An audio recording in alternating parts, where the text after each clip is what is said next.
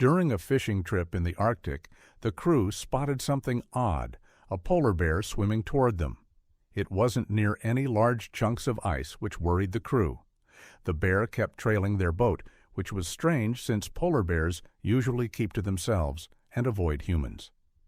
Realizing they couldn't just ignore it, the crew lowered a rescue boat to check things out, ready for whatever might happen, even if it got risky.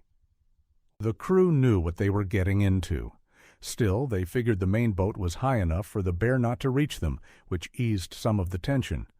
But it didn't take away all their nerves. There didn't seem to be any solid ice nearby that could hold the bear's weight. And honestly, they couldn't just let it drown either. As soon as the lifeboat touched the water, the bear let out a low growl and latched onto it with its powerful paws and sharp claws. "Well, good thing that thing doesn't pop," Richard, one of the crew, mumbled. A few others chuckled nervously at the comment. Captain Reynolds stepped closer to the edge, now face to face with the polar bear. The bear stood upright, lifting itself partly out of the water, and let out another, louder roar. The captain's forehead creased. "What's it doing?" he asked, but nobody answered. They were too focused, watching the bear from above, trying to make sense of it. The bear kept making sounds, not aggressive, but steady. It wasn't backing down. As the boat continued westward, the animal's behavior became more agitated. "Stop the ship," Captain Reynolds ordered. They halted quickly, and then, out of nowhere, the bear pushed off the raft and swam back the way they had come. Everyone stood still. Hadn't they just saved it? Why was it leaving? Maybe it had just needed a short break after swimming so far. Still, something didn't sit right with the captain. He stayed by the edge, watching carefully as most of the crew returned to work. Instead of swimming away, the bear paused. That caught Reynolds' attention. "What now?" he muttered, watching closely. The bear turned its head, looked directly at the ship, and let out a deep, clear roar before swimming back to the raft. Again it climbed on, rising to its hind legs. Was it hungry? Did it see them, or their fish, as food? If that was it, maybe they could spare a few from their catch. They'd already hit their quota, and if the bear was really desperate, a few fish wouldn't hurt. With that, Captain Reynolds headed toward the storage area. Reynolds made his way into the icebox, the name they'd given the chilly storage room where they kept all the fish they'd caught over the past few days. He grabbed a fairly large one, then headed back to the edge of the boat. He was sure the polar bear would still be waiting, judging by all the noise it was making. But when Captain Reynolds tossed the fish toward the bear, something surprising happened. The bear didn't react much. It glanced at the fish, gave it a sniff, and then stood back up on its hind legs, letting out another loud roar. Captain Reynolds frowned. If the bear wasn't hungry, then what did it want? It was frustrating. He genuinely wanted to help the incredible creature, but he also wasn't about to get any closer. He wasn't reckless. As the two stared each other down, the bear suddenly changed its approach. It began pawing at the side of the ship. At first, its claws made a scraping noise against the metal, mildly annoying if anything, but then the noise grew louder, like it was banging.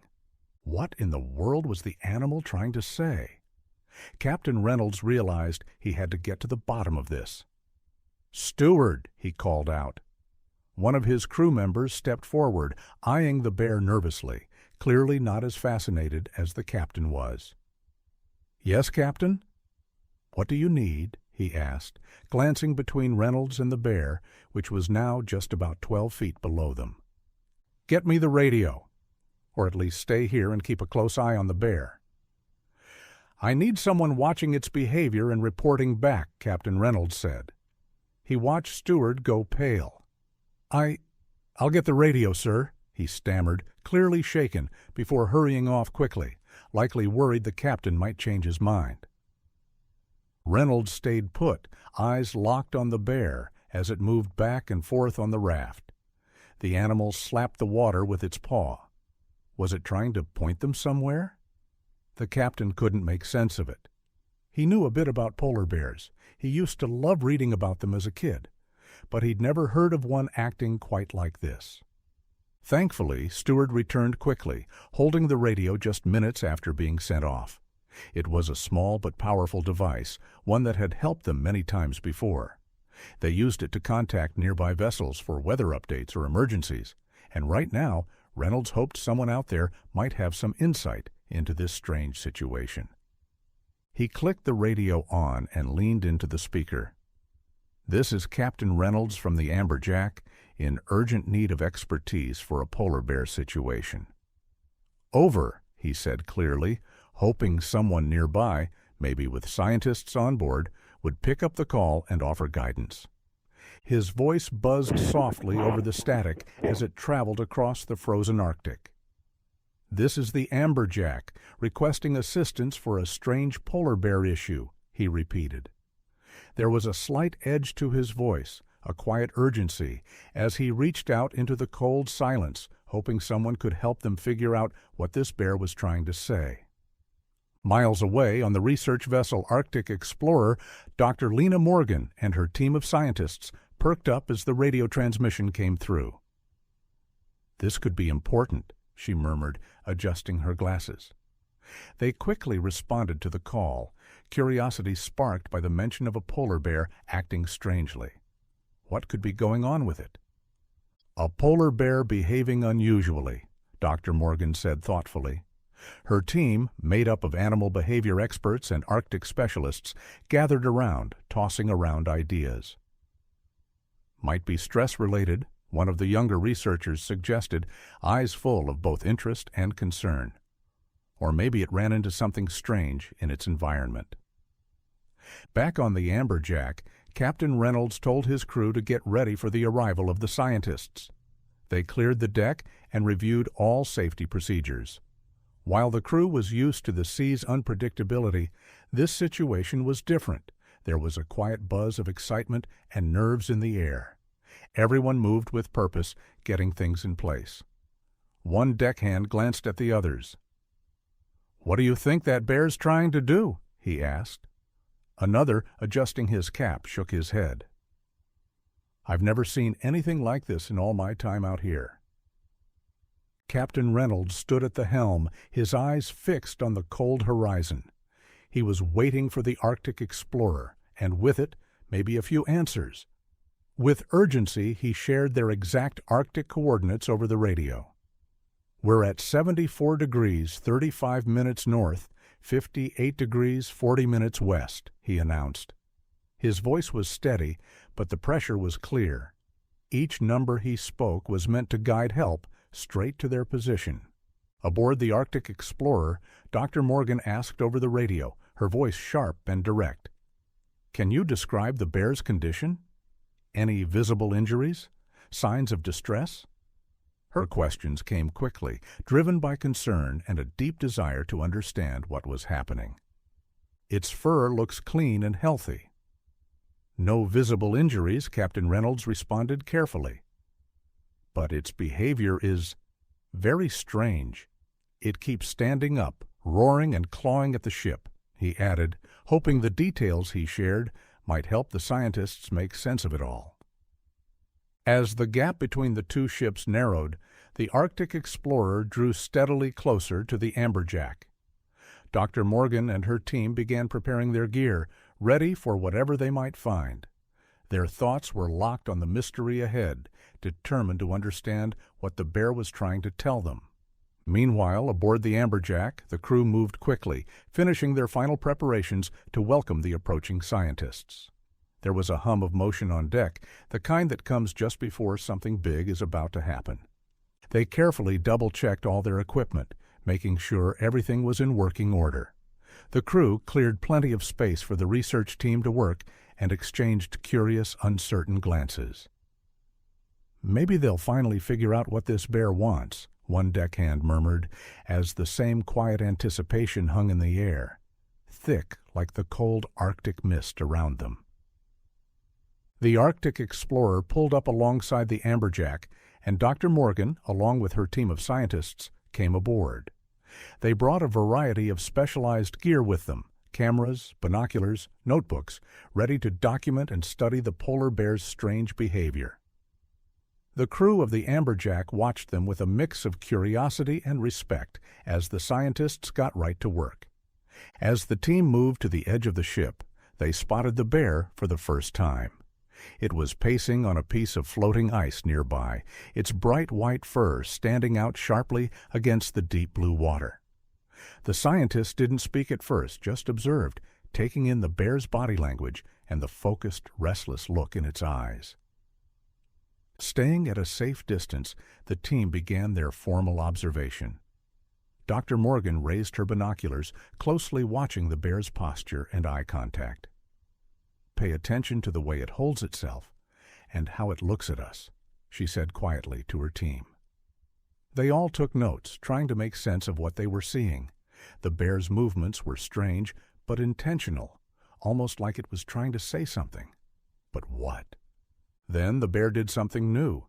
It started jumping into the water and climbing back onto the ice again, over and over. The scientists and crew looked on, confused. Is it playing? Or is it upset? Maybe something else entirely, one researcher wondered aloud. Whatever it was doing, this odd back and forth only deepened the mystery. With their equipment ready, the scientists began carefully tracking every move. Dr. Morgan filmed the bear using a video camera, capturing the entire sequence, while the others kept jotting down notes and quietly exchanging ideas. Every motion could mean something, Dr. Morgan reminded them, urging everyone to be thorough. We need to observe as much as we can. They stood in a loose half-circle on the deck, actively discussing theories about what the bear's behavior could mean. Could it be marking its territory? Dr. Morgan asked. Or maybe reacting to a change in its environment? They debated possibilities from stress to instinctual changes, but none of the ideas fully explained what they were seeing. Then someone noticed something. The bear kept making the same gestures in the same direction, toward a certain point on the sea. "It keeps looking that way," said a younger scientist, pointing toward the horizon. That repeated motion sparked a new thought among the group. What if the bear wasn't just acting out, but trying to guide them toward something? The team leaned into this possibility, watching more carefully than ever. "Track how often it does that, and which direction it's facing each time," Dr. Morgan instructed. Her eyes stayed locked on the bear. They began charting every repetition, hoping a pattern would emerge. Every movement, every sound the bear made was now being watched with intense focus. Something was being communicated. They just hadn't cracked the code yet. The team began discussing everything: the way the bear roared, the direction of her gaze, even the pattern of her pacing. "Every move must mean something," Dr. Morgan said, half to herself. The crew listened closely, drawn in by the idea that this bear's behavior might be more than just strange. It might be trying to tell them something important. Even with all their attention and effort, the bear's repeated actions remained hard to explain. She clearly followed some kind of routine, but the reason behind it was still unclear. "We're missing something," Dr. Morgan admitted, a note of frustration slipping through. The crew and scientists were united now, all trying to figure out what the bear was so determined to show them. Then, through their binoculars, the scientists made a key observation: the bear was female. "This could be mother-related behavior," Dr. Morgan said, adjusting her lens to get a clearer look. If the bear was a mother, her actions might be driven by instinct. That changed the way they saw everything and opened up new possibilities. The conversation shifted, growing heavier as the team considered something heartbreaking. "What if she lost her cubs?" one of the researchers asked quietly. The words hung in the cold air, sinking in slowly.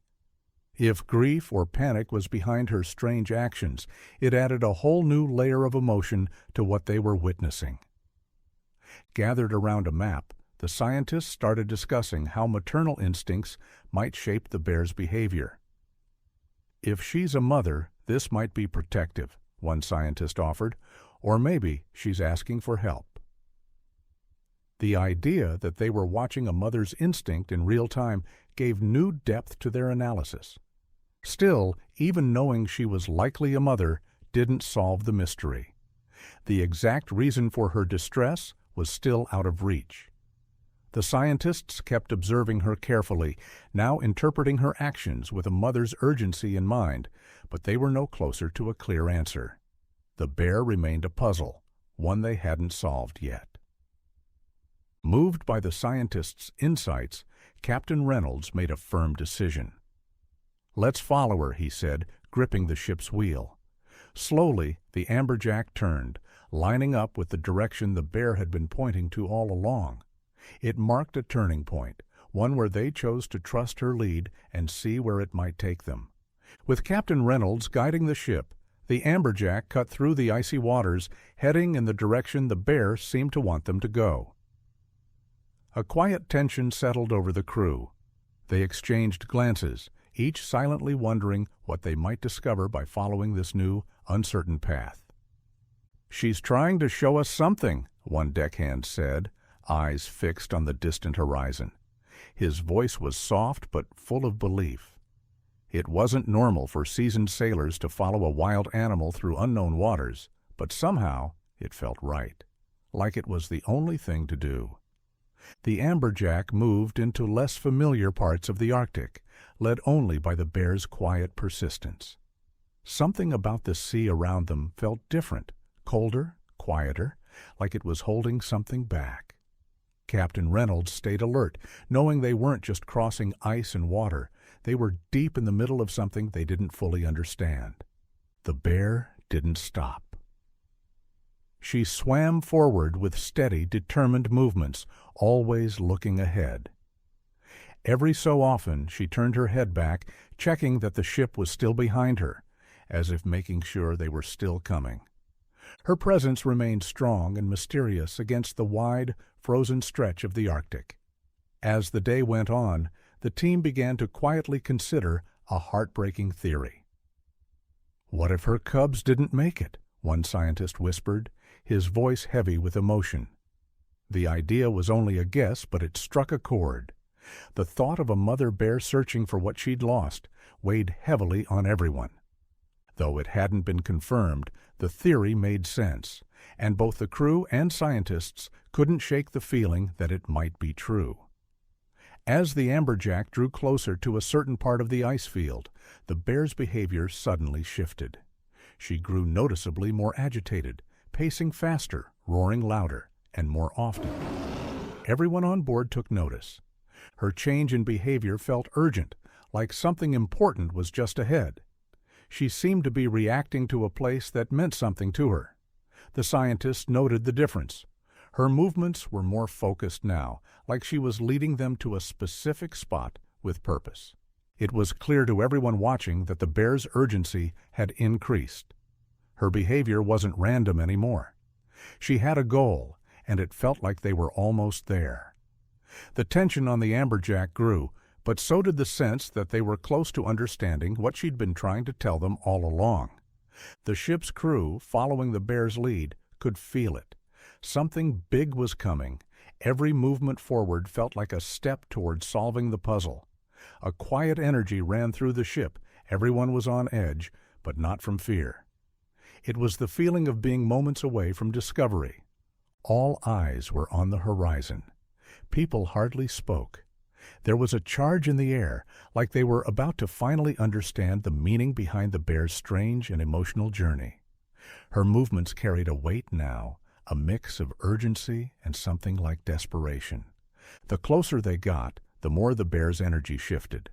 She seemed less patient, more determined. It was clear to the scientists and crew, something was out there, and it mattered. They braced themselves, unsure of what they would find, but certain it would be important. Inside the amberjack's cabin, the team gathered around maps and data, carefully connecting all the dots. Dr. Morgan led the effort, lining up the bear's behaviors with the locations they had marked. Crew members added their observations, each detail helping to build a clearer picture. Out on the deck, the group's attention turned to one key thing. The bear kept looking in the same direction, again and again. She pointed, turned, and repeated the gesture. "It's like she's trying to show us exactly where to look," one scientist noted, watching the bear's steady focus. That repeated gesture gave them a new clue. The spot she was pointing to was far beyond where polar bears usually roam. "Why would she bring us out here?" Captain Reynolds asked, scanning the unfamiliar terrain. The location felt different, remote, unexplored, and completely off the usual map. As they pushed into this strange, isolated area, a feeling of teamwork took over the ship. Sailors and scientists shared what they knew, asked questions, and built ideas together. They were all driven by the same purpose now, to follow this bear's lead and figure out what she was trying to reveal. And with every mile, that feeling grew. The team believed they were close. Each roar, each gesture felt like another step toward a deeper truth. Something hidden out here in the ice, something only this bear could show them. The air was filled with excitement and curiosity as the last pieces of the puzzle finally started falling into place. During one of their discussions, the ship's climatologist spoke up with a key insight. "Recent ice drift patterns might explain this," he said. His theory was simple but powerful. The bear's cubs had likely ended up stranded on a drifting chunk of ice, separated from solid ground. In light of recent environmental shifts, this made sense, and it helped explain the mother bear's desperate behavior and why she had led them here so urgently. The team now considered what the bear must have been feeling, desperate to reach her young, who were possibly trapped and drifting farther away. It lined up with everything they had seen, her determination, her urgency, and her refusal to give up. "She's trying to get help," Dr. Morgan said quietly, as the realization sank in across the group. The idea that a wild animal had turned to humans in such a critical moment was both moving and extraordinary. As the amberjack neared the spot the bear had been pointing to, the energy on board shifted. Everyone was on high alert. Crew and scientists alike stood at the edge of the deck, binoculars raised, scanning the icy distance. If the mother bear had truly led them to her cubs, they might be just moments away from understanding her actions and possibly even helping. Suddenly, a shout came from the lookout. "Movement on the ice," he called. All eyes turned as binoculars zoomed in on a drifting slab in the distance. There, small, barely visible, something was moving. Hope lit up the faces of everyone on deck. Could it really be her cubs? The team focused their binoculars again. Slowly, their eyes widened in quiet shock and joy. There, on the floating slab, were two small polar bear cubs. They were clearly stranded, but alive. The ice drift theory had been right. Everything the mother bear had done now made perfect sense. She'd been leading them to save her babies. The team didn't waste a second. Crew and scientists came together, talking quickly and forming a plan. Time was critical, and they all knew it. Dr. Morgan took charge, coordinating between the groups. "We need to move fast, but carefully," she said firmly. The rescue would require both the ship's resources and everyone's expertise. Then Captain Reynolds spoke up with a solution. "Let's use the raft the mother climbed on," he suggested. It made perfect sense. It would let her stay close and reassure her cubs during the rescue. The raft was carefully lowered and positioned. The mother bear stepped onto it again without hesitation, her eyes locked on the distant slab, filled with hope and worry.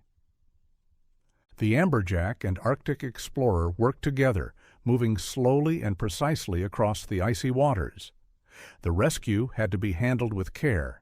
Getting too close too fast could break the ice holding the cubs. Everyone moved with intense focus, fully aware of the risk and the mother bear's trust. As they neared the drifting ice, the rescue team was deployed. With calm and steady hands, they reached the cubs. Though the little bears were scared, they were unharmed.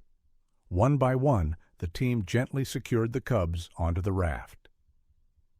When the mother bear saw her young safe, she let out a sound that was half roar, half relieved exhale, a moment none of them would forget. Back on the raft, the polar bear family was finally together. The mother nudged her cubs gently, checking them over, her body relaxing for the first time in what must have been days. Her eyes softened. Around them, the crew and scientists stood still, watching in quiet awe.